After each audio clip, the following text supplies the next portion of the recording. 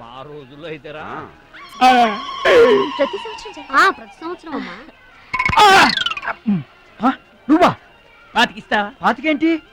పాలా ఇస్తావా? పావలా ఏంట్రా? పోనీ ఊరికే ఇస్తా. ఏంట్రా నువ్వు ఉంది అంటే అదేగా? అదే. నిన్ను చంపేస్తాను. ఇసుక బత్తాలు ఎత్తుతుంటే ఆడోళ్ళు ఇరగబడి చూసేవాళ్ళు. పిచ్చాయి బావా, పిచ్చాయి ఎడు. ప్రతి సంవత్సరం లాగానే ఈ సంవత్సరం కూడా జరగబోయే శ్రీరామనవమి పోటీలను మన ఊరి సర్పంచ్ గారు ప్రారంభిస్తారు.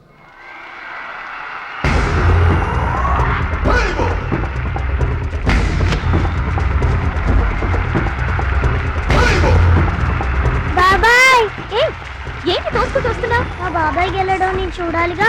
ఎవరు మీ బాబాయ్? అదిగో మిలమిల మేసిపోతున్నాడే అతనే మా బాబాయ్. ఆ పంటపయ్య అతను గెలవడు. అదిగో సన్నగా ఉన్నాడే మా అన్నయ్య, అతనే గెలుస్తాడు. గాజ్ బెంక్ లో ఉన్నాడు, వాడేం గెలుస్తాడు? మా బాబాయ్ గెలుస్తాడు. లేదు, మా అన్నయ్య గెలుస్తాడు. మా బాబాయ్ గెలుస్తాడు. మా అన్నయ్య గెలుస్తాడు. అలాగా? మీ అన్నయ్య గెలుస్తాడా? సరే. ఎక్కడికి? దేవుడికి దండం పెట్టుకోవాలని. ఏమని? ఈసారి మళ్ళీ మీరు పడవెక్కినప్పుడు దానికి చిల్లు పడి మీరందరు గోదావరిలో మునిపోవాలి. అమ్మో, ఇలా కూడా దండం పెట్టుకుంటారా? నీ బాబాయ్ గెలుస్తాడు కానీ అలాంటి దండాలు పెట్టుకోవద్దు నువ్వు. సరే, మా బాబాయ్ గెలవాలని దండం పెట్టుకో. సరే.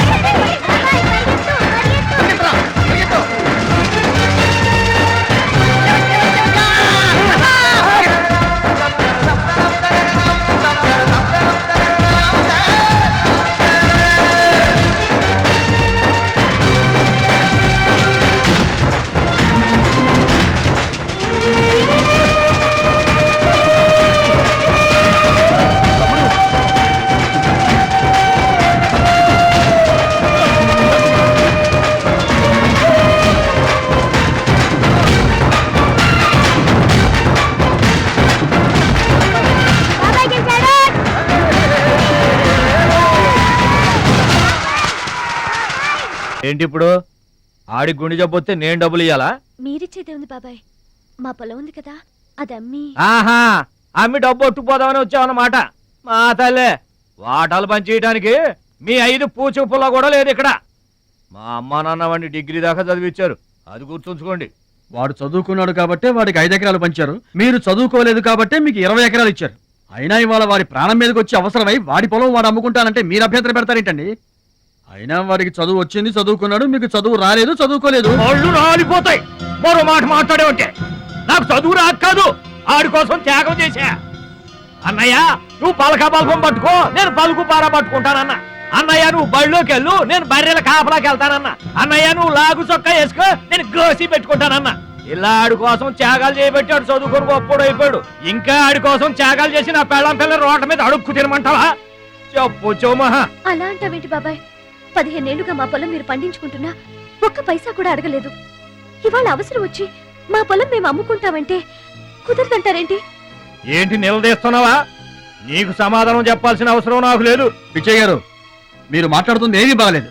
అరే, ఆపరేషన్కి అవసరమై వాడి పొలం వాడు.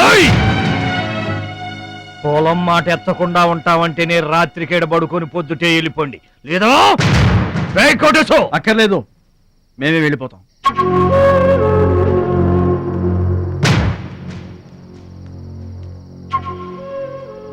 మీరేం బాధపడకండి, ఊరేం గొడ్డుపోలేదు. అమ్మా మహాలక్ష్మి, మీ నాన్నకి మీ బాబాయికి రాముడికి రావణాసురుడుకున్నంత తేడా ఉందమ్మా. చట్ట ప్రకారం ఈ పొలం మీదే, దాన్ని మీరు ఎప్పుడైనా ఎవరికైనా అమ్ముకోవచ్చు. కావాలంటే మేము కూడా సాయంగా ఉంటాం. ఏంటి మీరు పంచాయతీ ఎట్టగానే పంచాయతీ అడిచిపోయి పరిగెత్తుకుంటా వచ్చి మీ కాళ్ళ కడబడతాం అనుకుంటున్నారా? ఏయ్, పిచ్చి పిచ్చి వేసారంటే పొలంలో కలుపుని తీసినట్టు తీసి అవసరం అనుకుంటున్నారా? పిచ్చియా, నోరు జారుతున్నావు. నోరు జారటం కాదురా, మధ్యలో ఎవడైనా మాట్లాడాడంటే మెడకాయలు తెగిపోతాయి. ఏంటండి మరి అన్యాయంగా మాట్లాడుతున్నారు? ఎవడ్రా నువ్వు? ఇది మాకు సంబంధించిన విషయం. మధ్యలో మాట్లాడటానికి ఎవడివిరా నువ్వు? బాబాయ్, మీరు మర్యాద లేకుండా మాట్లాడుతున్నారు. మర్యాద ఎక్కువ ఇచ్చాను కాబట్టే ఇంకా ఈ ఊళ్ళో ఉన్నారు. మళ్ళీ మర్యాదగా చెబుతున్నాను, గోదావరి దాటి అవతలకి వెళ్ళిపోండి, లేకపోతే గోదట్టు కలిపేస్తా. పిచ్చయ్య గారు, మేము ఈ ఊరు వచ్చింది పొలం అమ్మి డబ్బు తీసుకెళ్ళడానికి. ఆ పని కాకుండా కదలం.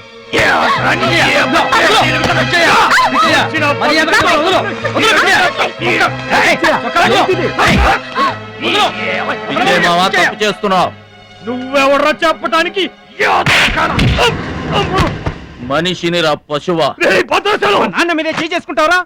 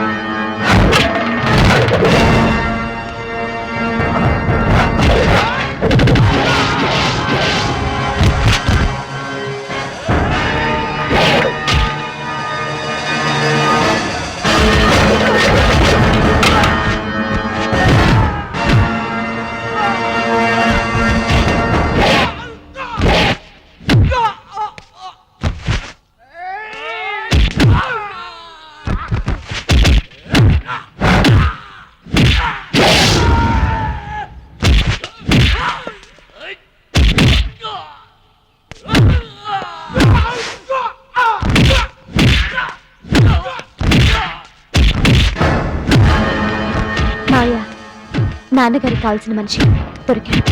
ఊళ్ళో పెద్ద మనిషిని నా మీదే చేసుకుంటావా? ఒరే భద్రాచలం, నీ అంతు చూస్తాను రే. చూసారులే పొండ్రా, మొదలే చూడలేదు, నా అంతేం చూస్తారు? ఇంత గొడవ జరిగిన తర్వాత ఇక మా పొలం ఎవరు కొంటారు? ఎవరో కొనకపోతే నేను కొంటానమ్మా. చుప్పలు కొంటావా? పిడి కావాలా నీకు? ఏది కావాలి?